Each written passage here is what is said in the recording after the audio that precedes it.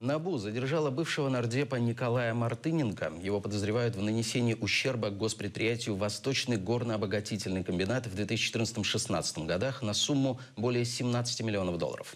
Депутату грозит от 8 до 12 лет лишения свободы. 22 декабря 2015 Верховная Рада с третьей попытки лишила Николая Мартыненко депутатского мандата по его же просьбе из-за коррупционного скандала. Простою мовою, фактично, державне підприємство, яке не мало права оголошувати конкурс на придбання урану, його провело, виграла фірма австрійська, яка фактично цей уран не видобувала.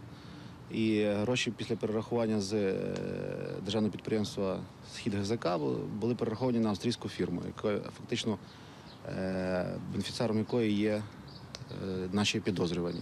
Також було погоджено прокурорами підозру ще одному фігуранту, це Сергій Перелома. Вручена йому підозра, також вручається запобіжний захід. Адвокат Мартыненко Петр Бойко заявил, что не доверяет судье, ведущему дело. Думаю, що він обере максимально велику заставу і арештує Миколу Володимировича.